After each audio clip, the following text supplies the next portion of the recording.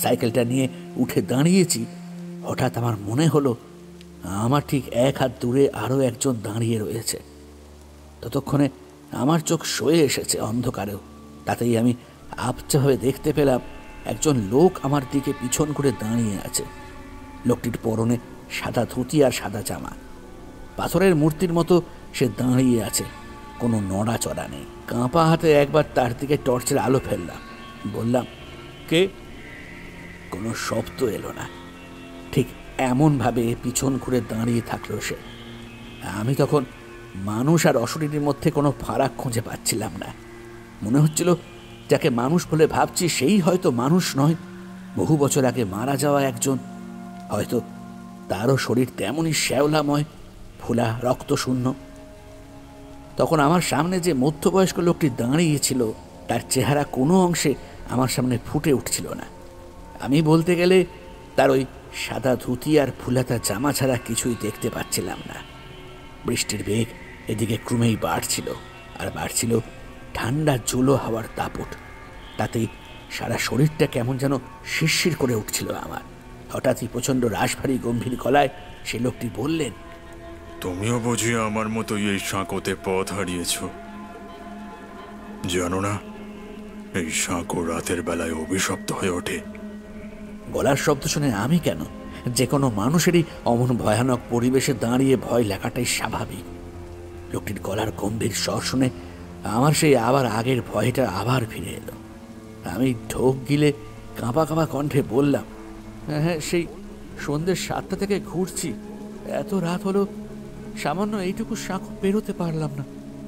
আপনি যদি দয়া করে আমায় সাহায্য করে এই সাঁকোটুকুনি একটু পার করে দেওয়ার ব্যবস্থা করেন, বড় ভালো হয়। লোকটি এবারে প্রচণ্ড জোরে হেসে উঠল। সেই হাসির শব্দ সমস্ত আকাশ বাতাস জুড়ে বইতে লাগলো।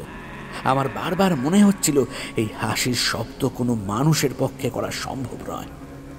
এই সাঁকোতে সন্ধ্যের পর থেকে যাদের দেখতে পাওয়া যায় তারা কেউই এই জগতের মানুষ নয়। নমস্কার শ্রোতা বন্ধু, আমি প্রভাকর, আর আপনি রয়েছেন প্রেতপুরীতে। প্রেতপুরীতে আজকের গল্প স্বদেশনা ঘোষের লেখা গ্রাম বাংলার ভূতের গল্প সে পিছু ডাকে। Any digital copy of this content leading to piracy is a crime.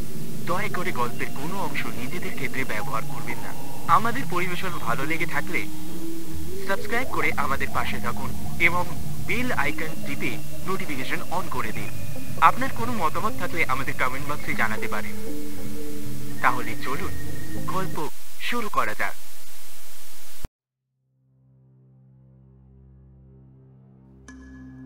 আজ অনেক দিন পরে আবার একটা বড়সড় রকমের শনিবারের আড্ডা বসেছে বিপ্লবদার বাড়িতে। সেখানে রানা, প্রীতম, রক্তিম, লালটু সবাই উপস্থিত।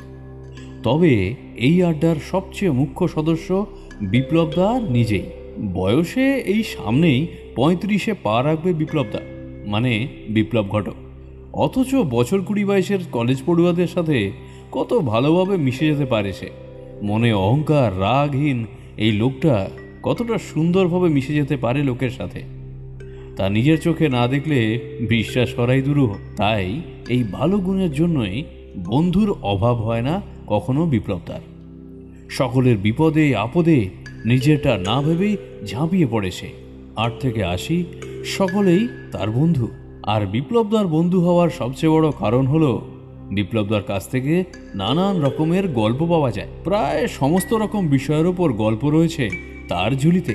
তাই গল্প পাগলা মানুষদের কাছে বিপ্লবদা গুরুদেবের সমান। বিপ্লবদার চাকরি যেহেতু ছিল বাইরে বাইরে ঘোরার, তাই বিপ্লবদার কাছে দেশ বিদেশের নানান ভূতের গল্প, অ্যাডভেঞ্চারের গল্প পাওয়া যায়। শুধু গল্পই নয়, বিপ্লবদার জীবনে নানান সময় নানান ঘটনা ঘটেছে, নানান রকম অলৌকিক অভিজ্ঞতার সম্মুখীন তাকে হতে হয়েছে। সেসব কিছু একটু খোঁচাখুচি করলেই গল্প আকারে দারুণভাবে বেরিয়ে আসে। তাই তো পাড়ার এই 4 জন গল্প পাগলা ছেলে সবার ছুটির দিন দেখে শনিবারেই আড্ডাটা জমায়। আরও একটা কারণ আছে, শনিবার রাত কথাটা শুনলেই কেমন গা ছমছম করে। তাই শনিবার রাতে ভূতের গল্প শোনার একটা আলাদাই মজা আছে। তাই সব দিক বিচার করে মাস 2 হলো প্রত্যেক শনিবারেই বিপ্লবদার বাড়িতে আসর জমছে। তার উপর শনিবার দিন অফিসে ছুটি থাকে বিপ্লবদার। বিয়ের পর অবশ্য এখন বিপ্লবদা আর বাইরের ট্রাভেল এজেন্সির কাজটা করে না। এখন সামান্য সরকারি অফিসে কাজ করে 10টা-5টা ডিউটিতে আবদ্ধ বিপ্লবদা।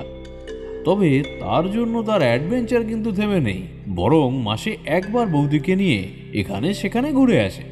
পাহাড়ের ট্রেকিং থেকে শুরু করে জঙ্গল সাফারি, কখনো কখনো আবার একাই ঘুরে আসে বিপ্লবদা। রক্তে যার একবার দুনিয়া দুর্বিজয়ের মন্ত্র ঢুকেছে, তার কি আর ঘরে পা দাঁড়ায়? এরকম আনন্দময় অ্যাডভেঞ্চারময় জীবনই কাটাচ্ছে বিপ্লবদা। প্রত্যেক শনিবার করে আসর বসলেও তবে সব দিন সবাই আসতে পারে না, কাজের কারণে, কখনো বা অন্য কোনো কারণে হয়তো। কিন্তু আজকে অনেক দিন পর সবাই মিলে এক জায়গায় জড়ো হয়েছে, মানে 4 জনেই রয়েছে। শুধু গল্পই নয়, বিপ্লবদার বাড়িতে এলে বৌদির হাতের গরম গরম তেলে ভাজা আর চা আর বৃষ্টি বাদলার দিনে মুড়ি মাখা জুটে যায় উপরি পাওনা হিসেবে। আর সাথে ভয়ানক হাড় হিম করা ভূতের গল্প তো থাকছেই। সব মিলিয়ে ওই কয়েকজন ছেলেরা মিলে অপেক্ষা করে কবে শনিবার আসবে। আজও তাই নিয়ম মাফিক শনিবার সন্ধ্যায় ছেলেগুলো মিলে আসর জমিয়ে ফেলেছে বিপ্লবদার বাড়িতে। আজকে বিকাল থেকেই আকাশটা মেঘমেঘ করছিল। বর্ষাকালে এ অবস্থা নতুন তো নয়। খবরে বলেছে নাকি এই সপ্তাহ জুড়ে ঘোর নিম্নচাপ চলবে, কাজেই পুরো পশ্চিমবাংলা ভিজবে অঝোর বৃষ্টিতে। তাই ভূতের গল্পের জন্য এর থেকে ভালো পরিবেশ আর হতেই পারে না। মেঘ দেখেই আরো তাড়াতাড়ি করে সবাই মিলে চলে আসে বিপ্লবদার বাড়িতে। বিপ্লবদা ঘরে ঢুকে সবাইকে বসতে বলে তারপর নিজে বসে তার বিখ্যাত গদিওয়ালা চেয়ারে। সেই আসনটি একমাত্র বিপ্লবদার জন্যই রাখা থাকে, আর সব ছেলেগুলো বসে চেয়ারের পাশে রাখা একটা কাঠের তক্ত বসে, তার উপর মাদুর বিছানা। তক্ত বসের উপর বসতে বসতেই তুমুল বৃষ্টি শুরু হলো বাইরে। তারই গুঁড়ো গুঁড়ো ছাট এসে ঘরের জানালার চারপাশ ভিজিয়ে দিচ্ছে। একদম সঠিক সময় এসেছিলাম, আর একটুখানি দেরি হলেই বৃষ্টি নেমে পড়তো। আজ কিন্তু বিপ্লবদাকে আমরা ছাড়ব না। একেবারে হাড় হিম করা ভয়ের গল্প শুনে তারপর বাড়ি যাব। আজকে বিপ্লবদাকে কিসের গল্প বলতে বলবি তোরা? ভূতের নাকি নিজের অভিজ্ঞতার? হ্যাঁ, আজকে অ্যাডভেঞ্চার পছন্দ হচ্ছে না ঠিক। আজকে না হয় কোনো একটা ভয়ের অভিজ্ঞতার কথাই বলতে হবে। এখন তো টানা শুনলাম 1 সপ্তাহ ধরে বৃষ্টি হবে, তো 1 সপ্তাহ ধরে যেন রাতের বেলা করলেই ভয় লাগে গল্প শুনে।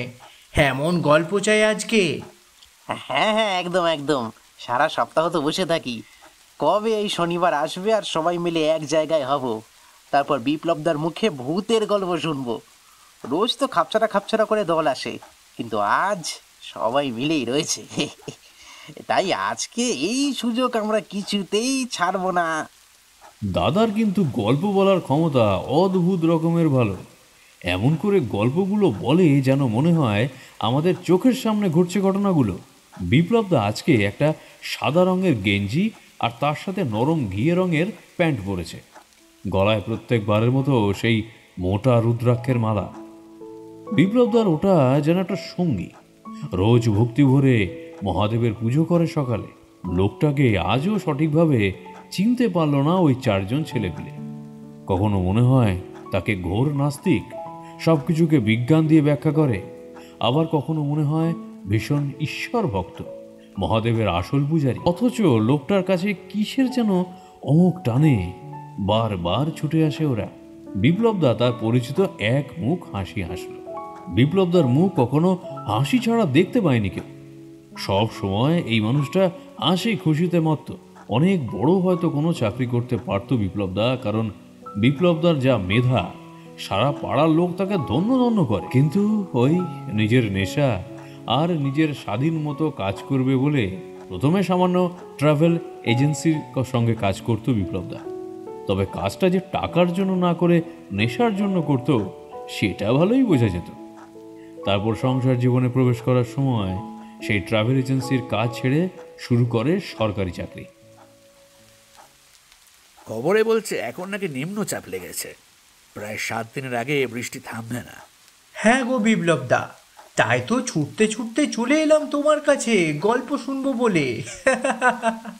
আজকে তোমার জীবনে ঘটে যাওয়া একটা সত্যি সত্যি ভূতের ঘটনা শোনাও তো। গল্প নয় রে, গল্প নয়। আমার সাথে ঘটে যাওয়া সব সত্যি ভৌতিক ঘটনাগুলোকেই তোদেরকে শোনাই আমি। ওই গল্পের মধ্যে এক চুলো মিথ্যে কথা থাকে না। বাইরে কি জোরে জোরে বিদ্যুৎ চমকাচ্ছে আর বৃষ্টি পড়ছে থাকো বিপ্লবদা? এই ওয়েদারে কিন্তু আজকে একেবারে জমজমাট হবে ভূতের গল্প, কি বলো? হ্যাঁ, তা তো হবেই। এই ঘরের মধ্যে বসে থেকে গল্প শুনে মজা নেই। যদি বুকের পাটা থাকে তাহলে যেতে হবে বটতলার সাঁকোয়। ওই বটতলার সাঁকোয় দাঁড়িয়ে দাঁড়িয়ে ভূতের গল্প শুনতে হবে, তাহলেই বুঝবো তোদের কতটা সাহস। বিপ্লবদা মুচকি হাসল, তারপর মাথা চুলকোতে চুলকোতে বলল, ওই সাঁকোতেই তো ঘটেছিল একটা সাংঘাতিক ভয়ের ঘটনা আমার সাথে। বটতলা সাঁকো বলতে ওই কালীতলার মাঠের সামনে যে পুকুরের ওপর দিয়ে সাঁকোটা, সেটার কথা বলছো? হ্যাঁ রে হ্যাঁ, ওই সাঁকোটার কথাই বলছি। ওটা দিনের বেলায় দেখতে যতটা সহজ, রাতের বেলায় ওর রূপ ততটাই ভয়ঙ্কর। বলো কি? দিনের বেলায় তো আমরা অনেকবার পেরিয়েছি ওই সাঁকো। দিনের বেলায় আর রাতের বেলার মধ্যে তো অনেক পার্থক্য, তাই না? যেমন এখানে বসে ভূতের গল্প শোনা আর ওই সাঁকোতে দাঁড়িয়ে ভূতের গল্প শোনা আলাদা ব্যাপার। ওই ঘটনাই তো আজকে বলবো রে। ওই দেখ, তোরা আসবি বলেই তোদের বৌদি বেগুনি আর চা নিয়ে হাজির। হ্যাঁ গো, আজকে আমি তোমাদের সাথে বসে ভূতের গল্প শুনবো, আর তাই জন্য তাড়াতাড়ি সব চা, ভাজাভুজি, মুড়ি মাখা নিয়ে চলে এসেছি। বৌদি, সত্যি তুমি মুড়িটা এত সুন্দর করে মাখো আর চাটা এত সুন্দর বানাও না, মনে হয় যেন স্বর্গে বসে রয়েছি। একদিকে বিপ্লবদার গল্প বলা আর অন্যদিকে চা মুড়ি, আহা। আচ্ছা, বেশি না বকে এবার গল্প শুরু হোক নাকি? কাকতালীয়ভাবে হঠাৎ প্রচণ্ড জোরে এক কান ফাটানো বাজ পড়ল আশেপাশেই, আর তার সাথে সাথেই হয়ে গেল লোডশেডিং। যা, আজকে রাতের মতো শেষ কারেন্ট। আবার কারেন্ট আসতে আসতে কাল সেই বিকেল। এসব পাড়ার দিকে কি আর রাত বেরোতে লোকের কাঁথা মুড়ি দিয়ে না ঘুমিয়ে লাইট সারাতে আসবে? একটা বড় লাল রঙের মোমবাতি ঘরের মাঝখানে রাখা হলো। তারই মৃদু হলুদ আলো চারপাশে ছড়িয়ে যাচ্ছে, আর বাইরে অঝোর ধারায় বৃষ্টি পড়ছে। তবে সময় চলে যাচ্ছে দেখে আর সময় নষ্ট না করে গল্পটা বলা শুরু করলো বিপ্লবদা। সে সময়টা ছিল এমনই বর্ষার রাত। আমার তখন বয়স ওই বছর 18-19 হবে। তখন কলেজের বাইরেও গণেশদার কাছে পড়তে যেতাম কলেজের পড়া। একরকম টিউশন পড়তে যেতাম বলতে পারিস তোরা। সেদিনও টিউশন পড়তে গেলাম নিয়ম মাফিক। তবে যখন বাড়ি থেকে সাইকেল নিয়ে বের হলাম তখন আকাশে মেঘ ছিল না। যেহেতু সপ্তাহে একদিন পড়তে যাই, তাই বেশি সময় নিয়েই পড়িয়ে দিত গণেশদা। তাই যখন পৌঁছলাম গণেশদার বাড়িতে তখন বিকেল 4:30 ছাড়িয়েছে। গণেশদার বাড়িটা ছিল আমাদের পাড়া থেকে 2 পাড়া পরে কালীতলার একদম পিছনে। তাই সাইকেল করে যেতাম, যেতে প্রায় মিনিট 15 একটু বেশি লাগতো। সেদিনও গণেশদার ছাড়তে ছাড়তে প্রায় 7টা বাজল। ততক্ষণে আকাশে কালো মেঘ জমেছে এবং সাথে গুরুম গুরুম করে বাজ পড়ার শব্দ ভেসে আসছে। একটা ভয়ে মাখানো আবহাওয়া চারপাশে। এখন যদিও বা বিদ্যুতের ব্যবস্থা আছে, তখন অধিকাংশের বেশি বাড়িতে বিদ্যুতের কোনো ব্যবস্থাই ছিল না। তার উপর এমন ঝড় বাদলের রাতে সে বিদ্যুতের আলোগুলো বন্ধ করা থাকতো। গণেশদার বাড়ি থেকে যখন বের হলাম তখন চারপাশ বেশ অন্ধকার। বুঝলাম লোডশেডিং হয়েছে। মাঝে মাঝে বিদ্যুতের আলো চমকাচ্ছে আর পথের সামনেটা পরিষ্কার হয়ে যাচ্ছে তাতে। আমার ব্যাগে সবসময় তখন টর্চ নিয়ে ঘুরতাম, তাই আমার কাছে টর্চ ছিল। সাইকেলে উঠে টর্চ চালিয়ে চলছি, হঠাৎ জোরে ঝড় উঠল। সেই ধুলোর ঝড়ে চারপাশটা চোখে কিছুই দেখতে পেলাম না। মনে মনে ভাবলাম সোজা রাস্তা দিয়ে যেতে গেলে অনেক দেরি হবে, তার চেয়ে বরং বটতলার সাঁকোটা পেরিয়ে এগিয়ে যাব সামনে। বটতলার সাঁকোটাকে এখানকার লোক একটু এড়িয়ে চলে, তবে ততদিন আমার জীবনে কোনো ভৌতিক অলৌকিক ঘটনা না ঘটায় তাদের কথা আমার বিশ্বাস হতো না। দিনের বেলায় দিব্যি ঝকঝকে পরিষ্কার একটা সাঁকো, তাতে রাতের বেলায় কি এমন সমস্যা হতে পারে যে এত লোক ভয় পাবে? তাছাড়া তখন বাড়ি ফিরে আসার জন্য আমার মধ্যে একটা তাড়াও ছিল, কারণ কালবৈশাখী বৃষ্টি অল্পতে থামবে না। তার চেয়ে সাইকেলে মিনিট 15 রাস্তাটা না গিয়ে প্রায় 8-10 মিনিটের মধ্যেই পৌঁছে যাওয়া যাবে বাড়িতে। তখনও বৃষ্টিটা ঝেপে আসেনি। ঝড়টা সামান্য কমলেই আমি বটতলার দিঘিটার কাছে এলাম। ওই এলাকাতে জনবসতি এমনি কম, আর বটতলা দিঘির কাছটায় কেবল কয়েকটা ধান পাটের চাষের জমি, আর একটু দূরে কালীতলার মন্দির ছাড়া আর কিছুই ছিল না। কাজেই সেখানে কোনো রকম কোনো আলো এসে পৌঁছাচ্ছিল না। আমার হাতে 2 ব্যাটারির টর্চটা যে সামান্য আলো হচ্ছিল, তাতে কোনো মতে সাইকেলটা থেকে নেমে পিঠে ব্যাগটা নিয়ে সাইকেল নিয়ে হাঁটতে হাঁটতে উঠলাম সাঁকোতে। কেমন যেন পাটা ডলে গেল প্রথমে উঠে। হয়তো সাইকেলের আমি ওঠার জন্য এমনটা হলো। বিশেষ পাত্তা না দিয়ে সামনেটা এগিয়ে গেলাম। সাঁকোটা যে খুব মজবুত সেটা বলবো না, কারণ বাঁশের তৈরি সাঁকো বেশিরভাগ জায়গাতেই নড়বড়ে হয়ে আছে। তার উপর শ্যাওলা পড়ে সাঁকোটার অনেক অংশে কেমন যেন পিছল হয়ে গেছে। সাঁকোটা বেশ চওড়া, পাশে হাত ধরে হাঁটার মতো বাঁশের খুঁটি লাগানো। দিনের বেলায় গুটি কয়েক লোক চলাচল করলেও সন্ধ্যের পর থেকেই সাঁকোকে সবাই এড়িয়ে চলত। লোকে বলছে এখানে নাকি ভূতের দেখা পেয়েছে অনেকেই। আমি ভূতে বিশ্বাস কখনো করতাম না, আর সদ্য কলেজ পড়া ছেলে, মনের মধ্যে ভয়ডরের তখনও অস্তিত্ব ছিল না। হঠাৎই আবার কান ফাটানোর শব্দে বাজ পড়ার সাথে সাথে বৃষ্টি নামল, আর বিদ্যুতের চমকের আলোতে সামনের সাঁকোটা পুরো দৃষ্টিগোচর হলো। অনেকটা লম্বা অথচ চওড়ায় সরু। একটা মানুষের পক্ষে যাওয়ার সুবিধা হলেও 2 জনের পক্ষে যাওয়াটা মোটেই সুবিধের নয়। বৃষ্টি হচ্ছিল, তবে ঝেঁপে বৃষ্টি নয়, ফিস ফিস করে বৃষ্টি। তাতেই এক হাতে সাইকেল আর অন্য হাতে টর্চটা নিয়ে হাঁটতে হাঁটতে চললাম সামনে। নদীর জলের মধ্যে বৃষ্টির ফোঁটার আওয়াজ কানে ভাসছিল।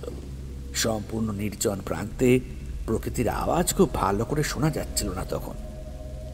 তবে মনে তখন ঝড় বৃষ্টি হলে যে আমোদ লাগার দরকার সেটা লাগছিল না, বরং ভয় করতে শুরু করেছিল। কেমন যেন একটা অস্বস্তি প্রত্যেকটা পদক্ষেপ এগিয়ে যাওয়ার সাথে সাথে আমায় ঘিরে ধরছিল। একা অন্ধকারের মধ্যে তখন কেন জানি না বারবার মনে হচ্ছিল লোকের বলা কথাগুলো কিছুটা হলেও হয়তো সত্য।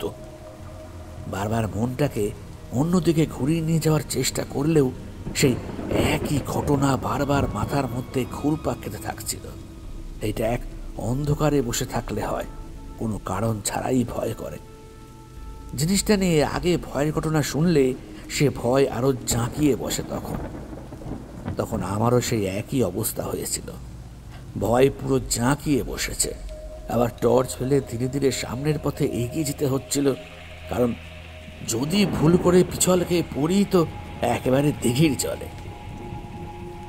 সাঁতার জানলেও সাহস হচ্ছিল না তখন। কিন্তু তখনও ভয়ের কিছুই হয়নি। ভয় শুরু হলো ঠিক এরপর থেকে। সাঁকোটায় আগেও আমি বেশ কয়েকবার যাতায়াত করেছি। সময় লেগেছে মাত্র 4 থেকে 5 মিনিট। সেদিন অবশ্য ধীরে ধীরে সাইকেল নিয়ে চলছিলাম, তাই সময় হয়তো আরো মিনিট 5 বেশি লাগতে পারত। কিন্তু আমার মনে হলো আমি প্রায় 15 মিনিটের বেশি সময় ধরে হাঁটছি। কেমন একটা খটকা লাগতে আবার পিছন ঘুরে টর্চ মেরে দেখলাম আমার সামনে এবং পিছনে তখনও একই রকম দূরত্ব, অথচ আমি প্রায় মিনিট 15 ধরে সেই সাঁকোর ওপর দিয়ে হেঁটে চলেছি। বেশি কিছু না ভেবে আবার সামনের দিকে টর্চ জ্বালিয়েই পথ চলতে লাগলাম। প্রায় আরো মিনিট 5 যাওয়ার পরে পিছন ঘুরে টর্চ মেরে তাকাতেই দেখলাম ঠিক যে স্থানে আমি একটু আগেই দাঁড়িয়েছিলাম ঠিক সেইখানে আবার আমি এখনো দাঁড়িয়ে রয়েছি। আমার মনে হলো আমার সারা শরীর কেউ যেন বরফ কুচি ঠেলে দিয়েছে। এবার টর্চ জ্বালিয়েই আমি একরকম দৌড়ানোর মতো করে সামনে এগিয়ে গেলাম, অথচ এখনো সাঁকোর অপর প্রান্তটা আমার নজরেই এলো না। যতবারই টর্চ জ্বালিয়ে সামনের দিকে তাকাচ্ছি মনে হচ্ছে সেই একই অবস্থানে দাঁড়িয়ে রয়েছি আমি। হাত ঘড়ি জানান দিচ্ছে রাত 8:30। রীতিমতো ঘামছি তখন আমি। কি করব কিচ্ছু ভেবে পাচ্ছি না। অবশেষে ঠিক করলাম যে সাঁকো পেরিয়ে বাড়ি যাবার লাভ নেই, বরং ফিরে যাই আবার। সোজা পথেই বাড়ি যাব, দেরি হোক হোক। সেই ভাবনা নিয়ে যে সাইকেলটা পিছন ফিরিয়ে এগোতে যাব, অমনি একটা শব্দ কানে এলো। একটা কিছুর মটমট শব্দ। তার কিছু মুহূর্তের পরেই আমার মনে হলো আমার ডান কানের সামনে একটা বাচ্চা ছেলে আমাকে ডাকলো। দাদা! চমকে গিয়ে দাঁড়িয়ে পড়লাম। একটা বাচ্চা ছেলের কণ্ঠ। তখনও অবশ্য সেই ছেলের চেহারা আমি চোখে দেখিনি। অন্ধকার অবস্থাতেই কাঁপা কাঁপা কণ্ঠে প্রশ্ন করলাম, কে কে? আমি কার্তিক। আমার সামনের সাঁকোটা অবধি পৌঁছে দেবে? আমি যেতে পারছি না। একটা ছোট বাচ্চা ছেলে এই দুর্যোগের মধ্যে কি করে এলো? কে? তখন মনে একটা প্রশ্নই আসছিল, সে কি আমার মতোই বারবার একই পথে ঘুরছে? তবুও একটা মানুষের কণ্ঠ পেয়ে মনের মধ্যে একটু হলেও সাহস এসেছিল। তখন জোরে জোরে কয়েকবার শ্বাস টেনে বাচ্চা ছেলেটাকে বললাম, আচ্ছা আমিও সামনেই যাচ্ছি, চলো। আমি টর্চ চালিয়ে সামনে এগিয়ে যাওয়ার জন্য সাইকেলটাকে নিয়ে যাব, হঠাৎ দেখি টর্চের আলোটা আর জ্বলছে না। বেশ কয়েকবার টর্চটাকে জ্বালানোর চেষ্টা করলাম, কিন্তু সেটা কিছুতেই জ্বলল না। অগত্যা ছেলেটির একটা আবছা কালো অবয়ব তখন আন্দাজ করতে পারছিলাম। বছর 12-13 বছরের বাচ্চার যেমন আকার আকৃতি হয় ঠিক তেমন ছিল তার অন্ধকারে দেখতে পাওয়া আকার। জিজ্ঞেস করলাম, তুমি এত রাতে এখানে কি করছো? তার উপর এখন ঝড় বৃষ্টি চলছে। আমি বন্ধুদের সাথে খেলতে গিয়েছিলাম, এখন বাড়ি যাচ্ছি। আমার মনে হলো একবার তাকে জিজ্ঞেস করি, সেও কি আমার মতো একই পথে বারবার চলছে। কিন্তু জিজ্ঞেস করার আগেই সে বলে উঠল, আমি এই সাঁকোর ওপর দিয়ে বারবার যাচ্ছি, কিন্তু আমি কিছুতেই অন্য মাথায় পৌঁছতে পারছি না। একই রাস্তা দিয়ে বারবার যাচ্ছি। বুকের মধ্যে কেমন যেন একটা বল চলে এলো হঠাৎই আমার। একা থাকলে মানুষকে তীব্র ভয় গ্রাস করে, কিন্তু একসাথে একের অধিক থাকলে সেই ভয়কে জয় করা যায়। তখন অবশ্য একবারের জন্য হাসির কথা মনে হয়নি। একটা মাত্র 12-13 বছরের ছেলে আমায় সাহস দিচ্ছে। এটা কেন হচ্ছে জানো তুমি? আমি অনেক সময় ধরে এই সাঁকোর উপর দিয়ে হাঁটছি। তোমার বাড়ি কোথায় কার্তিক? ধানগড়ের মাঠের সামনে। কালীতলায় বন্ধুদের সাথে বল খেলতে এসেছিলাম। তোমার মা তোমায় ভুগবে না তো? দেরি করে বাড়ি যাচ্ছ। কিন্তু এখনো বাড়ি যেতে পারিনি। এতক্ষণ কার্তিকের সাথে কথা বলে মনে যে সাহসটুকু সঞ্চার হয়েছিল, কার্তিকের শেষের কথায় সেই সমস্ত সাহসটুকু কোথায় যেন কর্পূরের মতো উবে গেল। খেয়াল হলো সত্যিই তো কার্তিকের সাথে গল্প করছি কতক্ষণ ধরে, অথচ এখনো রাস্তা শেষ হলো না। কার্তিক, তুমি কতক্ষণ ধরে এই সাঁকোর উপর দিয়ে হাঁটছো? অনেক বছর ধরে, প্রায় 5 বছর। বুকের ভেতরটা ছ্যাদ করে উঠল। কার্তিক কি বলছে? পাগল হয়ে গেছে নাকি? তারপরেই হয়তো ভয় পেয়েছে বলে, কিংবা বাচ্চাদের মতিগতির কথা ভেবে আমি চুপ করে যাই। আমি বুঝতে পারি আমার সাথে একই গতিতে পথ হাঁটছে কার্তিক। আরও প্রায় 8 ঘন্টা একইভাবে হাঁটলাম, তবুও সাঁকোটা শেষ হলো না। দুজনেই পাশাপাশি হাঁটছি, অথচ নিস্তব্ধ। কেউ কোনো কথা বলছিলাম না আমরা। আমি আমার মনের ভয়টাকে দূর করার জন্য কার্তিককে প্রশ্ন করলাম, কার্তিক, তুমি কি রোজ এই সাঁকোর উপর দিয়ে বাড়ি যাও? না, সেদিন হঠাৎ ঝড় বৃষ্টি শুরু হয়ে গেছিল খেলতে খেলতে। মাকে না বলে কালীতলায় খেলতে এসেছিলাম, তো তাই তাড়াতাড়ি ছুটতে ছুটতে বাড়ি যাব বলে এই বটতলার সাঁকোটায় উঠি। তারপর থেকে এভাবেই চলেছি। সাঁকোর অন্য মাথা দেখতে পাইনি, এখনো বাড়ি পৌঁছতে পারিনি। এভাবেই রোজ সন্ধে হলে হাঁটি এই সাঁকো দিয়ে বাড়ি যাব বলি। আমার তখন হাঁটু দুটো রীতিমতো কাঁপছে। গলা শুকিয়ে কাঠ। কার্তিকের কথাগুলো কেমন যেন ফ্যাকাশে শোনাচ্ছে। একটা বাচ্চা ছেলের কণ্ঠ কিভাবে যেন পরিবর্তিত হয়ে যাচ্ছে ফ্যাস ফ্যাসে কণ্ঠেতে। হঠাৎই সাইকেলটা তাল সামলাতে না পেরে সামনের দিকে হেলে পড়ল, আর আমি সাথে সাথে সাইকেলটা ধরতে গিয়ে একটি মাত্র বারের জন্য স্পর্শ হয়ে গেল কার্তিকের সাথে আমার হাত। বরফের চেয়েও বেশি ঠান্ডা কার্তিকের শরীর। একটা শ্যাওলা মাখা সোদা সোদা গন্ধ তার সারা শরীর জুড়ে ভেসে আসছে। আমার তখন যা বোঝার বোঝা হয়ে গেছে। কোনো সাধারণ মানুষের শরীর এতটা ঠান্ডা হওয়া সম্ভব নয়। কার্তিক কোনো সাধারণ মানুষ নয়। সাধারণ কি, কার্তিক কোনো মানুষই নয়। প্রচন্ড ভয়ে একরকম আঁতকে ওঠার মতো করে প্রশ্ন করলাম, এই কার্তিক, কে তুমি? কি সব বলছো? বাড়ি যেতে পারোনি মানে? কি বলতে চাইছো? তুমি জানো না, এই সাগরতে রাতের বেলা কেউ এলে সে আর সাগর অন্য মাথা দেখতে পায় না। সে সারা রাত ধরে এভাবেই পথ চলে, ঠিক যেভাবে আমিও জানতাম না। ভুল করে একদিন চলে এসেছিলাম সন্ধ্যাবেলায় এই সাগরতে, ঠিক তোমার মতো করে। তারপর এখন অব্দি সাগর অন্য মাথা দেখতে পাইনি। মাঝরাতে জলের মধ্যে পড়ে গেছিলাম। তারপর সকালবেলায় আমার জলে ডুবে মরা শরীরটা সবাই দেখতে পেয়েছিল, কিন্তু আমি এখন ওই সাগরটা বেরোতে পারিনি। তাই তো তোমাকে ডাকলাম, আমায় সাগর অন্যদিকটা খুঁজে দেওয়ার জন্য। আমি পাথরের মতো স্থির হয়ে দাঁড়িয়ে রয়েছি সাইকেলটা নিয়ে। মনে হচ্ছিল আমার অবস্থা ঠিক কার্তিকের মতোই হবে। বেঘরে প্রাণটা দিতে হবে এখানে। চিৎকার করে ডাকতে ইচ্ছে করলো কাউকে, কিন্তু গলা দিয়ে এক ফোঁটাও শব্দ বের হলো না। ঠিক তখনই আবার ভীষণ শব্দে একটা বাজ পড়ল, আর সাথে সাথে উৎপন্ন আলোর এক ঝলকে আমি কার্তিকের সারা শরীরটা স্পষ্ট দেখতে পেলাম। উফ, সে কি দৃশ্য! এখনো ভাবতে গেলে আমার সারা শরীরের রোম খাড়া হয়ে যায়। বিদ্যুতের উৎপন্ন সাদা আলোয় আমি স্পষ্ট দেখতে পেলাম আমার থেকে ঠিক 2 হাত দূরে দাঁড়িয়ে রয়েছে বছর 12-13 একটা ছেলে। সারা শরীর ফ্যাকাশে সাদা, শরীরে এতটুকু রক্তের ছিটে নেই তার। চামড়াগুলো পচা গলা মাংস খসে পড়ার মতো খসখসে কাদা মাটি মাখা, আর শরীরের অনেক জায়গায় সবুজ হয়ে শ্যাওলা গজিয়ে গেছে, ঠিক যেমন শ্যাওলা গজিয়ে পিছল হয়ে গেছে এই বাঁশের তৈরি বটতলার সাঁকোটি। ছেলেটির পরনে একটা হাফ প্যান্ট আর গায়ে একটা গেঞ্জি, মাথায় বড় বড় চুল ঘাড় অবধি, আর গায়ের কিছু কিছু জায়গাতে কচুরি পানা শ্যাওলা লেগে রয়েছে। তার গা দিয়ে টপ টপ করে জল পড়ছে, ঠিক যেভাবে মানুষ স্নান করে উঠলে তার গা দিয়ে টপ টপ করে জল পড়ে। এটা বিভৎস পচা আঁশটে গন্ধ বেরোচ্ছে তার গা দিয়ে। বহুদিন জলের তলায় থাকলে যেমন সোদা সোদা স্যাঁচতে গন্ধ বেরোয়, ঠিক তেমন।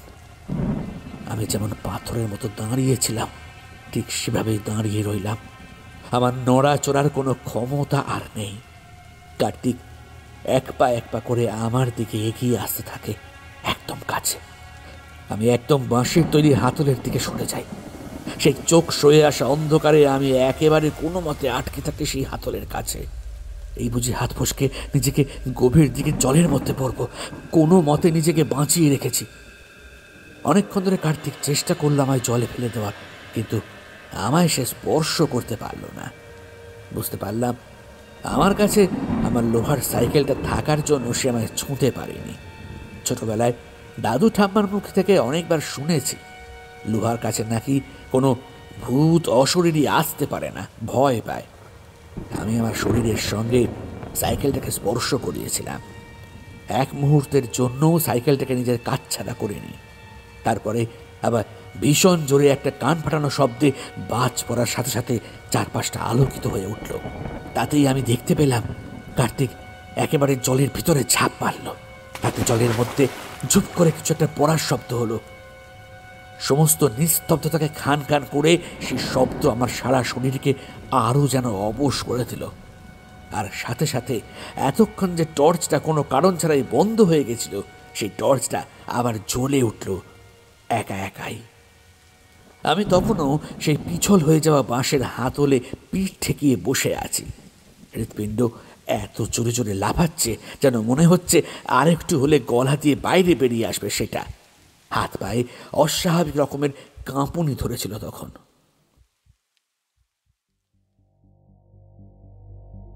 এতদিনে সমস্ত রকম বিশ্বাস, যুক্তি সবকিছু এক লহমায় ধুয়ে মুছে গেল।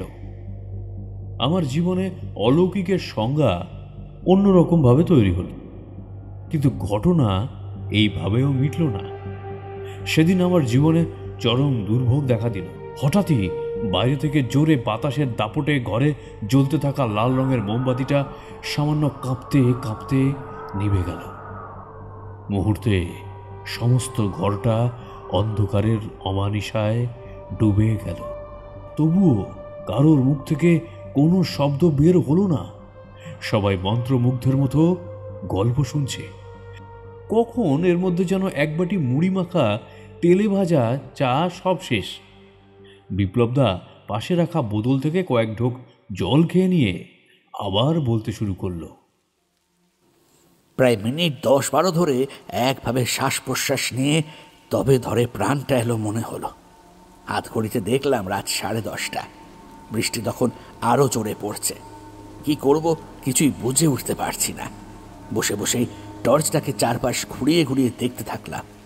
দুই দিকে সেই একই পরিমাণ শাঁখো। এই জায়গাতে অন্তত 30 বার ঘুরে ফেলেছি ততক্ষণে। সাইকেলটা নিয়ে উঠে দাঁড়িয়েছি। হঠাৎ আমার মনে হলো আমার ঠিক 1 হাত দূরে আরও একজন দাঁড়িয়ে রয়েছে। ততক্ষণে আমার চোখ সয়ে এসেছে অন্ধকারেও। তাতেই আমি আবছাভাবে দেখতে পেলাম একজন লোক আমার দিকে পিছন করে দাঁড়িয়ে আছে। লোকটির পরনে সাদা ধুতি আর সাদা জামা। পাথরের মূর্তির মতো সে দাঁড়িয়ে আছে, কোনো নড়াচড়া নেই। কাঁপা হাতে একবার তার দিকে টর্চের আলো ফেললাম। বললাম, কে? কোনো শব্দ এলো না। ঠিক এমনভাবে পিছন ঘুরে দাঁড়িয়ে থাকলো সে। আমি তখন মানুষ আর অশরীরের মধ্যে কোনো ফারাক খুঁজে পাচ্ছিলাম না। মনে হচ্ছিল যাকে মানুষ বলে ভাবছি সেই হয়তো মানুষ নয়, বহু বছর আগে মারা যাওয়া একজন। হয়তো তারও শরীর তেমনই শ্যাওলাময়, ফোলা, রক্তশূন্য। তখন আমার সামনে যে মধ্যবয়স্ক লোকটি দাঁড়িয়েছিল তার চেহারা কোনো অংশে আমার সামনে ফুটে উঠছিল না। আমি বলতে গেলে তার ওই সাদা ধুতি আর ফুলাতা জামা ছাড়া কিছুই দেখতে পাচ্ছিলাম না। বৃষ্টির বেগ এদিকে ক্রমেই বাড়ছিল, আর বাড়ছিল ঠান্ডা জুলো হাওয়ার দাপট। তাতেই সারা শরীরটা কেমন যেন শিরশির করে উঠছিল আমার। হঠাৎই প্রচণ্ড রাশভারী গম্ভীর গলায় সে লোকটি বললেন, তুমিও বুঝি আমার মতো এই সাঁকোতে পথ হারিয়েছ? জানো না, এই সাঁকো রাতের বেলায় অভিশপ্ত হয়ে ওঠে। গলার শব্দ শুনে আমি কেন, যে কোনো মানুষেরই অমন ভয়ানক পরিবেশে দাঁড়িয়ে ভয় লাগাটাই স্বাভাবিক। লোকটির গলার গম্ভীর স্বর শুনে আমার সেই আবার আগের ভয়টা আবার ফিরে এলো। আমি ঢোক গিলে কাঁপা কাঁপা কণ্ঠে বললাম, হ্যাঁ, সেই সন্ধ্যে 7টা থেকে ঘুরছি। এত রাত হলো, সামান্য এইটুকু সাঁকো পেরোতে পারলাম না। আপনি যদি দয়া করে আমায় সাহায্য করে এই সাঁকোটুকুনি একটু পার করে দেওয়ার ব্যবস্থা করেন, বড় ভালো হয়। লোকটি এবারে প্রচণ্ড জোরে হেসে উঠল। সেই হাসির শব্দ সমস্ত আকাশ বাতাস জুড়ে বইতে লাগলো। আমার বারবার মনে হচ্ছিল এই হাসির শব্দ কোনো মানুষের পক্ষে করা সম্ভব নয়। এই সাঁকোতে সন্ধ্যের পর থেকে যাদের দেখতে পাওয়া যায় তারা কেউই এই জগতের মানুষ নয়। এতদিন সকলে ঠিক কথাই বলতো, এই সাঁকো অভিশপ্ত, এই সাঁকো ভুতুরে। সন্ধ্যের পরে এই সাঁকোতে আসা মানে মৃত্যু নিশ্চিত, ঠিক যেমন করে আমার মৃত্যু নিশ্চিত এখানে। এই সাঁকো যে রাতের বেলায় পার হওয়া যায় না খোকা, আমিও চেয়েছিলাম পার হতে, পারিনি। তাহলে তোমায় সেই গল্পটা বলি, শোনো। তুমিও হয়তো এই ঘটনা শুনে থাকবে, কিন্তু আসল কারণ তো তুমি জানো না।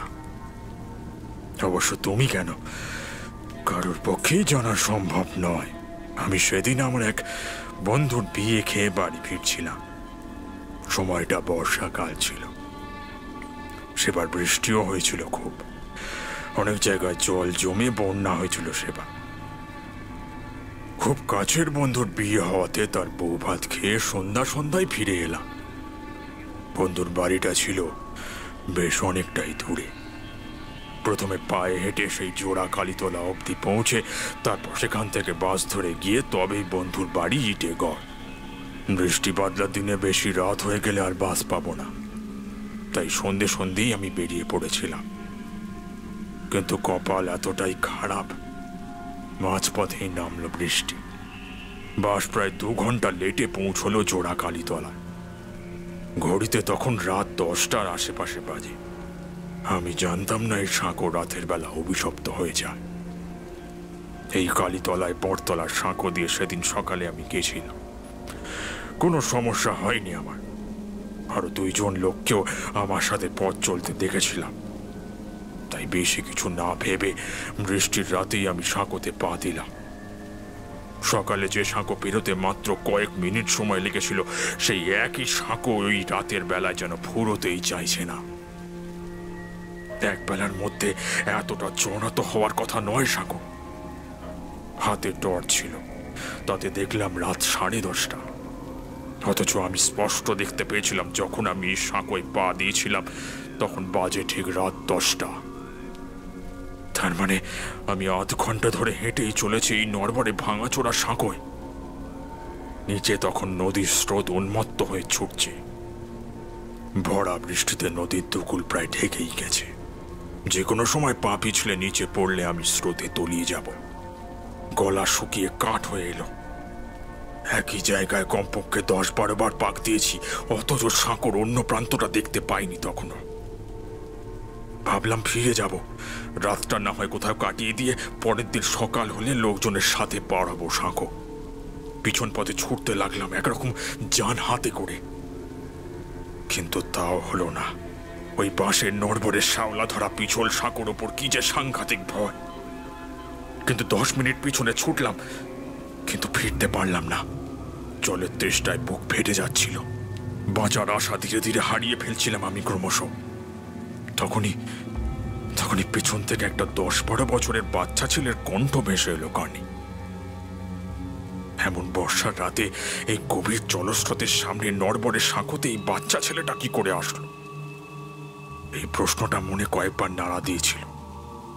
কিন্তু তখন আমার অবস্থা শোচনীয়। কোনো মতে বাড়ি ফিরতে পারলে বাঁচি, তাই আর জিজ্ঞেস করা হয়নি তাকে কিছুই। সেসব তখন অযৌক্তিক প্রশ্ন। ছেলেটার নাম ছিল কার্তিক। আমার মুখ ফুটে এক তীব্র আর্তনাদ বেরিয়ে উঠল কার্তিকের নাম শুনেই। আমারও তখন গলা শুকিয়ে বুক ফেটে যাওয়ার মতো অবস্থা। লোকটি ওদিকে বলেই চলল। ওই কার্তিককে দেখেই তখন মনে একটু হলেও সাহস পেয়েছিলাম। কার্তিক বলেছিল ওকে একটু সাঁকোটা পৌঁছে দেওয়ার জন্য। আমি বুঝতে পেরেছিলাম হয়তো কার্তিকও আমার মতোই একই সমস্যায় ভুক্তভোগী। কিন্তু কার্তিকের সাথে মেশার সাথে সাথেই বুঝলাম কার্তিক মানুষ নয়, অশরীরী, বহুদিনের পুরনো আত্মা। রোজ রাতে হেঁটে বেড়ায় এই সাঁকো দিয়ে। সাঁকোর অন্য মাথায় পৌঁছানোর চেষ্টা করে কিন্তু পারে না। একরকম লোকটির মুখের কথা কেড়ে নিয়ে আমি বললাম। লোকটি কিছু সময় থামলো, তারপরে আবার একটু হাসতে হাসতেই বলল, তার মানে দেখা হয়ে গেছে তোমার সাথে তার। তো তোমার কোনো ক্ষতি করতে পারিনি, কিন্তু আমার বড়সড় রকমের ক্ষতি করে দিয়েছিল। সেই ক্ষতির মাসুল আজও আমাকে ভোগ করতে হচ্ছে। জানি না কবে মুক্তি পাবো এই যন্ত্রণা থেকে। তারপর কি হয়েছিল? তারপর কার্তিকের সমস্ত ঘটনা শুনলাম। ও খেলতে গিয়ে বাড়ি ফেরার সময় সন্ধেবেলাতেই সাঁকোর উপরে উঠে পড়ে। তারপর অবশ্য তোমাকে হয়তো কার্তিক সমস্ত গল্পই বলে থাকবে। আমি প্রথমে কার্তিককে মানুষ বলে বিশ্বাস করলেও আমার ধীরে ধীরে মনে হতে থাকে কার্তিক মানুষ নয়। কার্তিকের সাথে কথা বলে ক্রমেই আমার সেই ধারণা স্পষ্ট থেকে স্পষ্টতর হচ্ছিল। তারপর একটা সময় কার্তিক নিজের স্বরূপ আমার সামনে প্রকট করে। আমি টর্চের আলো তার মুখে ফেলতেই তার স্বরূপ আমি দেখতে পাই। উফ, সে কি ভয়ানক চেহারা! আর গায়ে অসুরের মতো শক্তি। ডাল সামলাতে না পেরে আমি সাঁকোর ওপরেই পড়ে যাই। আর সেই আঁশটে বিশ্রী গন্ধ মাখা পচা গলা হাত দুটো আমার গলা চেপে ধরে। আমার বুকের ওপর উঠে বসে কার্তিক। শরীরের শক্তি বলতে আর কিছুই বেঁচে ছিল না তখন। তবুও শরীরের বেঁচে থাকা অবশিষ্ট শক্তিটুকু দিয়ে মোকাবিলা করার চেষ্টা করলাম সেই প্রেতাত্মার সাথে। কিন্তু আর কতক্ষণ, প্রায় মিনিট 15 ধস্তাধস্তি হলো। তারপর একটা সময় এই দিঘিতে পড়ে যাই আমি। সামান্য সাঁতার হয়তো পারতাম, কিন্তু আমার সারা শরীর তখন টেনে জলের ভেতর ধরে রেখেছে কার্তিক। চাইলেও মুখ তুলতে পারছি না। জলের মধ্যে একরকম চুবিয়ে চুবিয়ে কার্তিক আমায় শেষ করে ফেলল। তারপর থেকে রোজ 10টার পর থেকেই আমি সাঁকড় দিয়ে ঘর যাওয়ার চেষ্টা করি। আজও করছি, রোজ করেই চলেছি। একটা বিদ্যুতের চমকের আলোতে আমি লোকটার মুখ দেখতে পাই, আর তাতেই আরো 5 পা পিছিয়ে আসি ভয়ে। ওটা কার মুখ? এ তো আমার চেনা মুখ। এই মুখ তো তাপস জেঠুর। তাপস জেঠুর কথা খবরের কাগজে ছেপেছিল। আজ থেকে বছর 4-5 আগে রাতে বন্ধুর বিয়ে খেয়ে ফিরে আসার সময় এই বটতলার সাঁকোর পাশে এক বর্ষাকালে রাতে ভেসে উঠেছিল তাপস জেঠুর মৃতদেহ। জলে ডুবে অনেকক্ষণ থাকার কারণে সারা শরীর ফ্যাকাশে সাদা হয়ে ফুলে গিয়েছিল। তাপস জেঠুর রহস্যময় মৃত্যুর কারণ পুলিশ তখনও খুঁজে বের করতে পারেনি। অবশেষে কেস ধামাচাপা পড়ে যায়। তবে এই ঘটনা নিয়ে কয়েকটা পাড়া মিলে বেশ হুলস্থুল কাণ্ড হয়েছিল তখন। অনেকেই নাকি বলেছিল কেউ মেরে দিয়েছে তাকে, কেউ বা বলেছিল নিজেই আত্মহত্যা করেছে সে। সব মিলিয়ে একটা বাজে পরিস্থিতি সৃষ্টি হয়েছিল তখন। আমার সেই মুহূর্তে দাঁড়িয়ে সমস্ত হিতাহিত জ্ঞান শূন্য হয়ে কেবল ছুটতে ইচ্ছে হচ্ছিল, কিন্তু কোথায় ছুটব? আমি তখন যার সামনে দাঁড়িয়ে আছি সেই জগতের মানুষ নয়। আজ থেকে 4-5 বছর আগে তার মৃত্যু হয়েছে এই সাঁকোর কারণে। ভয় পেয়েছ? ভয় পেও না এখনই, আগে শুনে যাও পুরোটা। কেন এই সাঁকো অভিশপ্ত? কিছুক্ষণ পরে হয়তো আর শুনতে পারবে না। আমার মতোই হয়তো জলে ঝাঁপ দিতে হবে। আমিও মারা যাওয়ার আগে শুনতে পাইনি কেন এরকম অভিশপ্ত হয়ে ওঠে এই সাঁকো রাতের বেলা। মরার পরে জেনেছি। তোমাকেও বলে দিই, শোনো। এই সাঁকোর কাজ চলছিল আজ থেকে প্রায় 50-60 বছর আগে। তখন এই সাঁকো তৈরির জন্য অনেকেই এসে থাকতো। দিনে তখন এই নদীতে বড় বড় নৌকা ফিরত মাছ ধরার জন্য। তারা মাছ ধরত, কখনো দূরে যাতায়াত করার জন্য যাত্রীবাহী নৌকা নিয়ে যেত এই পথ দিয়ে। বাইরের বাজারে এই নদীর বেশ নাম ডাক ছিল। বটতলার এই নদীতে বেশ ভালো রকম মাছ পাওয়া যেত শুনেছি তখন। তাই সব রকমের ব্যস্ততা মিটিয়ে দিয়ে রাতের দিকে সবাই কাজে লাগতো সাঁকো বানানোর। গরুর গাড়ি, ঘোড়ার গাড়ি করে মাল আসতো, দূরের বাঁশ বাগান থেকে বাঁশ আসত। সারা রাত ধরে একরকম হল্লা দিয়ে কাজ হতো। যেহেতু এই এলাকার আশেপাশের লোকজনের বসতি তেমন ছিল না, তাই রাতে কাজ করতে সমস্যা হতো না। বেশ মোটা অঙ্কের টাকার লোভে আশপাশের গ্রাম থেকে অনেকজনই সেখানে আসে কাজের জন্য। প্রায় মাস দেড়েক কাজ খুব ভালোভাবেই চলল। তারপরে শুরু হলো ঝামেলা। যারা কাজ করতে এসেছিল তাদের 2-3 জনের মধ্যেই ঝামেলার সূত্রপাত হয়। কখনো টাকা, কখনো কাজের পরিমাণ ভাগাভাগি, এই সব রকম নিয়ে। ধীরে ধীরে তাদের মধ্যে কথাবার্তা বন্ধ হয় এবং একসময় একে অপরের ওপর মারমুখী হয়ে ওঠে। কিন্তু এইসব নিয়েও কাজ থামল না। কাজ তার নিজের গতিতেই চলতে থাকল। দেখতে দেখতে আরো 1 মাস পেরিয়ে গেল এবং বর্ষাকাল এলো। বর্ষায় নদীতে উথলে ওঠা জল টলটল করছে। নদীর অন্য কোল অব্দি দেখা যাচ্ছে না। নৌকা ডুবির ভয়ে উথাল পাথাল নদীতে লোক চলাচল কম করছিল তখন। এইসবের মধ্যেই আনাগোনা হলো বিষধর সাপে। ততদিনে সাঁকো তৈরির কাজ প্রায় শেষ পর্যায়ে। অনেকেই সাপের ভয়ে, জলের স্রোতের ভয়ে বাড়ি চলে গিয়েছে পয়সা করি নিয়ে। মাত্র 8 জন তখনও কাজে ছিল।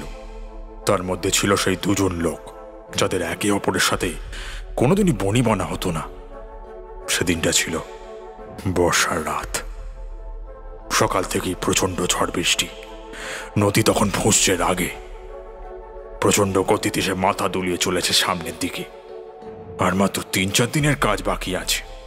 তারপরেই সাঁকো তৈরির কাজ সম্পূর্ণ শেষ হয়ে যাবে। কিন্তু তার আগেই ঘটল মহা বড় বিপদ। সেদিন রাতে কাজের ফাঁকি আবার শুরু হলো সেই দুজন লোকের মধ্যে ঝামেলা। এবার ঝামেলা বলেই ঝামেলা নয়, একরকম হাতাহাতি শুরু হলো দুজনের মধ্যে। আসলে রাতের বেলায় বৃষ্টিতে ভিজে ভিজে কাজ করতে হবে বলে তাদের সকলেরই গলা অব্দি প্রায় সুরাপান করা থাকতো, তাই কারোরই মাথার অবস্থা ঠিক থাকতো না। লোক সংখ্যা যেহেতু মাত্র 6 জন ছিল বাকি, তাই তাদের দুজনকে আর ছাড়াতে পারল না তারা। সাঁকোর উপর উঠে দাঁড়িয়ে একরকম ধস্তাধস্তি চলতে থাকে তাদের দুজনের মধ্যে। বল, কত টাকা আমার চুরি করেছিস বল। আমি চুরি করিনি। লাগছে, ছাড়। তুই আমার টাকা চুরি করেছিস। বলবি না? সারা জীবন ধরে এই সাঁকোতেই হেঁটে হেঁটে মরবি, কোনোদিন ফিরতে পারবি না, এত তোর লোভ। আমিও তোকে সারা জীবনে সাঁকো দিয়েই হাঁটাবো। সারা জীবন তুই এই সাঁকোতেই থাকবি। আমার গতর দিয়ে করা কাজের সব টাকা তুই নিবি, এটা তো হয় না। ছাড়, চোর একটা। তুই চোর, তোর বাপ চোর। সাঁকো বানিয়ে 2 পয়সা পেয়ে নিজেকে খুব বড় লোক ভাবছিস নাকি? তাও তো নিজের গতর খাটিয়ে টাকা রোজগার করেছি রে, তোর মতো চুরি তো করিনি। ছাড়, ছাড় আমাকে, ছাড়। এনে এনে বলেই একজন অন্যজনের চুল ধরে সারা সাঁকো হাঁটিয়ে নিয়ে যায়। অন্যজনও একইভাবে তাকে সারা সাঁকোময় দৌড় করায়। অনেক সময় ধরে হাতাহাতির পর একজন বের করে আনে লম্বা চাকু, গচাত করে পিঠের ওপরে ছুরিটা ঢুকিয়ে দেয়। প্রচন্ড যন্ত্রণায় কোকিয়ে ওঠে, গলগলে উষ্ণ রক্ত মিশে যায় ওই সাঁকোর ওপর, ভিজে যায় সাঁকোর দেওয়াল, বাঁশের খুঁটি সব। তখনও চলে হাতাহাতি লড়াই। যার পিঠে ছুরি ঢোকানো হলো সেও তখন অন্যজনকে চেপে ধরে। দুজনেই পড়ে যায় একেবারে জলের মধ্যে। বাকিরা সেই নদীর জলে নামতে ভয় পায়, তবুও পাশে রাখা নৌকা নিয়ে যখন সেই নদীতে যায় ততক্ষণে সব শেষ। নদীর স্রোতে তারা যেন কোথায় ভেসে যায়। পরের দিন সকালবেলায় অবশ্য অন্য পাড়ে তাদের 2 মৃতদেহ পাওয়া যায়। একজনের পিঠে ছুরির আঘাতে ফালা ফালা হয়ে রক্ত বেরিয়ে শুকিয়ে গেছে, আর অন্যজন জলের মধ্যে দম আটকে মরেছে। এরপরে পুলিশ আসে, নানান কথাবার্তা হয়। অবশেষে কোনো রকমে ধামাচাপা পড়ে যায় সবকিছু। তারপর থেকেই এই সাঁকোটা অভিশপ্ত। দিনের বেলায় কোনো সমস্যা হয় না, কারণ আসল ঘটনা ঘটেছিল রাতের বেলায়। রাত হলেই তাদের অতৃপ্ত আত্মা বাকি সমস্ত মানুষদের পথ ভুলিয়ে দেয়। তারা একই রাস্তায় বারবার হেঁটে চলে, আর অবশেষে সাঁকোর অন্য প্রান্তে পৌঁছতে না পেরে জলে ঝাঁপ দেয়। আর সে যদি জলে ঝাঁপ নাও দেয়, তবুও তাকে একটা অদ্ভুত শক্তি জলে টেনে নিয়ে যায়। আর শুধু এরা দুজনই নয়, এই সাঁকোর কারণে যাদের যাদের মৃত্যু হয়েছে তারা প্রত্যেকেই আসে এখানে পথ খুঁজতে, বাড়ি ফিরতে। কিন্তু বছরের পর বছর ধরে তারা চললেও এখনো তারা কেউ ফিরতে পারেনি নিজেদের গন্তব্যে। কেউ দেখতে পায়নি সাঁকোর অপর মাথাটা। প্রচন্ড যন্ত্রণায় কষ্টে তারা রোজ শেষ চেষ্টাটুকু করতে এখানে আসে আর সাহায্য চায় মানুষের, কিন্তু হয় না। আমি বুঝতে পারছিলাম আমার ভেতরের ভয়টা খানিকটা কমে এসেছে, এবং তার সাথে এটাও ভাবছিলাম আর কিছুক্ষণ পরে হয়তো আমি মারাও যাব। আমি খুব ধীরে ধীরে ঘাড় ঘুরিয়ে পিছন দিকে তাকিয়ে দেখলাম 2 শরীর দাঁড়িয়ে রয়েছে। অবশ্য শরীর বললে ভুল হবে, 2 প্রাণহীন পুরুষ দেহ। তাদের সারা দেহ দিয়ে জল গড়িয়ে পড়ছে, তাদের সারা গা হাত পা শ্যাওলায় ভরা, চামড়াগুলো যেন খসে খসে পড়ছে। চোখের দৃষ্টি স্থির, অনেকক্ষণ জলের ভেতরে চুবিয়ে রাখলে যেমন জড়ো জড়ো হয়ে যায় চামড়াগুলো, তাদের দেখে ঠিক তাই বলেই মনে হচ্ছিল। তাদের সারা শরীর ফ্যাকাশে সাদা, ছিটে ফোটে রক্তের চিহ্নও নেই শরীরে। এতক্ষণ তাপসীর বলা বর্ণনা শুনে তাদেরকে চিনতে বিশেষ অসুবিধা হলো না। তাদের মধ্যে একজনের পিঠে ছুরি দিয়ে আঘাত করার মতো গভীর কয়েকটি ক্ষত, এবং শুধু তাই নয়, ধীরে ধীরে আরও বেশ কতগুলো অশরীরই আমায় 4 দিয়ে ঘিরে ধরল। তার মধ্যে কার্তিকও ছিল, আরও অনেকজন ছিল যাদের এই সাঁকোতেই মৃত্যু হয়েছে। আমার ধীরে ধীরে মনে হচ্ছিল শ্বাসবায়ু যেন বেরিয়ে যাবে, এইমাত্র পা টলে আমি জলের গভীরে পড়ে যাব। প্রচণ্ড চিৎকার করে উঠলাম, হয়তো মরণ চিৎকার। আমি জ্ঞান হারাতে বসেছিলাম। সমস্ত কিছু অন্ধকার হয়ে আসছিল আমার চোখের সামনে। লুটিয়ে পড়ার ঠিক আগের মুহূর্তে আমি বেশ কতগুলো আলো দেখতে পেলাম, আর বিন্দু মাত্র কিছু আমার মনে নেই।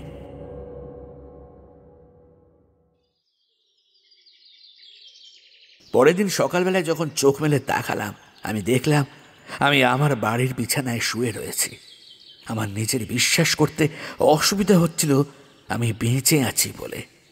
চারপাশ ভালো করে দেখে আমার পরিচিত মানুষদের মুখ দেখে আমি তখন বুঝতে পারলাম যে আমি জীবিত। তবে সমস্ত শরীরে প্রচণ্ড ব্যথা, সাথে প্রবল জ্বর। আমি তারপরে বুঝতে পেরেছিলাম সেদিন যে আলোগুলো দেখে আমি অজ্ঞান হয়ে গিয়েছিলাম, সেই আলোগুলোই আমার বাড়ির লোকের জ্বালানো আলো। পরে বাবা বলেছিল, সেদিন এত রাতেও তোকে বাড়ি ফিরতে না দেখতে পেয়ে আমরা বেশ চিন্তায় পড়ে গিয়েছিলাম। তুই যে আমাদের না বলে কখনো কোথাও যাসনি আগে, তাছাড়া তোর বন্ধু বান্ধব কারোর সাথেই তুই যে অন্য কোথাও চলে যাবি না, সেই বিশ্বাস তোর উপর আমার ছিল। ঝড় বৃষ্টির জন্য আটকে গেছিস হয়তো গণেশদার বাড়িতে, তাই আমরা বেশ কিছুক্ষণ অপেক্ষা করলাম। কিন্তু তবুও তুই যখন আসলি না, তখন বেশ চিন্তায় পড়লাম। সাথে সাথে আমরা গেলাম গণেশদার বাড়িতে। গণেশ যা বলল, বিপ্লব তো অনেক আগেই চলে গেছে, সেই 7টার সময়। তোর গণেশদার কথা যখন শেষ হয়নি, তখনই আমার মাথায় আসলো বটতলার সাঁকোর কথা। আমি এইটুকু বুঝতে পেরেছিলাম তুই হয়তো তাড়াতাড়ি বাড়ি ফেরার জন্য এই সাঁকোর রাস্তাটা ধরবি। সাথে সাথে আরও কয়েকজন লোকজন জুটিয়ে নিয়ে আলো নিয়ে চললাম সেই পথে। আমি এটুকু জানতাম, রাতের বেলা ও সাঁকো নাকি অভিশপ্ত হয়ে ওঠে। বহু মানুষের প্রাণ কেড়ে নিয়েছে ওই বটতলার সাঁকো। কিন্তু প্রাণের ভয় না করে আমি আরো বেশ কয়েকজনকে সাথে নিয়ে আলো নিয়ে খুঁজতে গেলাম তোকে। কিন্তু তোর কাছে পৌঁছতেই দেখি তুই জ্ঞান হারিয়ে পড়ে রয়েছিস। বাবা, আমার সাইকেলটার জন্য আমার কোনো ক্ষতি হয়নি। ওরা সত্যিই ছিল সেখানে, আমাকে মেরে ফেলার চেষ্টাও করেছিল। কিন্তু সাইকেলটা থাকার জন্য আর তোমরা সঠিক সময় পৌঁছে গিয়েছিলে বলে হয়তো আমি আজকে বেঁচে গেছি। তারপরে অবশ্য আমি বাবাকে সমস্ত ঘটনা পুঙ্খানুপুঙ্খভাবে বর্ণনা করেছিলাম। তারপর থেকেই সব সময় আমি এই রুদ্রাক্ষর মালাটা ধারণ করে রাখি। সমস্ত ঘর পুরো অন্ধকার। বাইরে বৃষ্টির বেগ হয়তো একটু কমেছে। জানালা দিয়ে একটানা শীতল হাওয়া এসে সকলের শরীর ছুঁয়ে যাচ্ছে। যে এতক্ষণ সকলে যেন একটা ঘোরের মধ্যে ছিল, মন্ত্রমুগ্ধের মতো শুনছিল বটতলার সাঁকোর সেই গল্পটা। আর তাদের সবচেয়ে প্রিয় বিপ্লবদার জীবনে এত বড় এক ভয়ানক ঘটনা ঘটে গেছিল তার কথা। তার সাথে অন্ধকার ঘর আর বিপ্লবদার গল্প বলার শক্তি, সব মিলিয়ে পরিবেশটাকে আরো ভুতুড়ে ভয়ানক করে দিয়েছিল। বাবরে বিল্টুদা, তোমাকে এতদিন শুধু সাহসী বলে মনে হয়েছিল, এখন তো দেখছি তুমি সেরা গো বিপ্লবদা, একেবারে সেরা। যা গল্প শোনালে বিপ্লবদা, ও রাতে বাড়ি যেতে পারবো কিনা সন্দেহ রয়েছে। কি সুন্দর করে কাটছে আমাদের শনিবারের সন্ধ্যেগুলো বিপ্লবদা। বিপ্লবদা কিছু বলল না, সামান্য হাসল। তারপর বলল, যা, তোরা বৃষ্টি কমে গেছে, এই বেলা বেরিয়ে পড়। আবার সামনের শনিবারে আরও একটা মারাত্মক গল্প শোনাবো।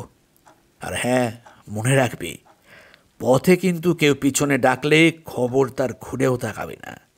খবরদার নয়, কথাটা যেন মনে থাকে, তাকালেই কিন্তু বিপদ। ওদের চারজনের সকলেরই শির দাঁড়া দিয়ে একটা ঠান্ডা স্রোত বয়ে যায় ভয়ের। বিপ্লবদার কথা শেষ হতে না হতেই বাইরে প্রবল জোরে আরও একবার মেঘ ডেকে উঠল। আর বিদ্যুতের আলোয় যে আলো তৈরি হলো, তাতেই বিপ্লবদার সেই সদা হাসি মুখটা একবার দৃষ্টিগোচর হলো।